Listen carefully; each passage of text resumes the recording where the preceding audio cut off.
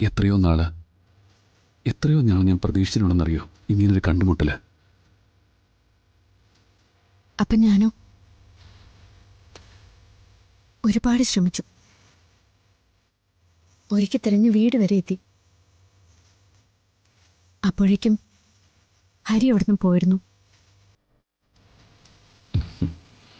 കെട്ടകാലം തുടങ്ങുന്നതിന് തൊട്ട് മുമ്പ് അല്ലേ?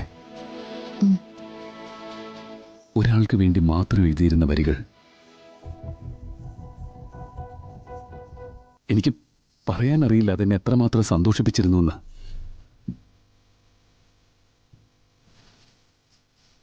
ഹരിയുടെ വാക്കുകളായിരുന്നു എൻ്റെ സമാധാനം.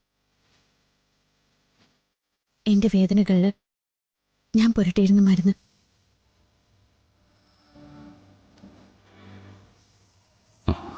തമ്മിൽ കണ്ടു, തമ്മിൽ തല്ലി, എന്നിട്ടും നമ്മൾ തിരിച്ചറിയാതെ പോയല്ലോ.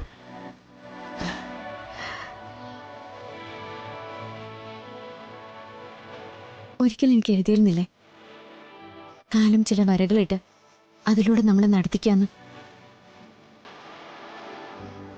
സത്യമാണല്ലേ? സുഹൃത്തെന്ന വാക്കിന് ശരിയായ അർത്ഥം എനിക്ക് പറഞ്ഞു തന്നെയാണ്.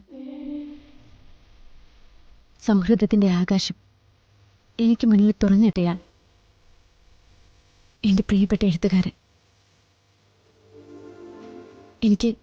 എനിക്ക് വാക്കുകൾ കിട്ടുന്നില്ല ഹരി.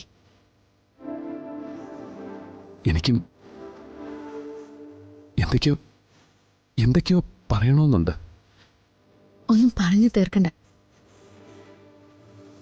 എൻ്റെ പ്രിയപ്പെട്ട എഴുത്തുകാരനോട് ഇനിയുണ്ട് എനിക്ക് പറയാൻ. ഇനി എഴുതില്ലേ? ഇനി എഴുതാണ്ടെങ്ങനെയാ? എഴുതണ്ട. കത്തിലൂടെ പങ്കുവെച്ചതെല്ലാം ഇനി നമുക്ക് നേരിട്ട് പറയണം.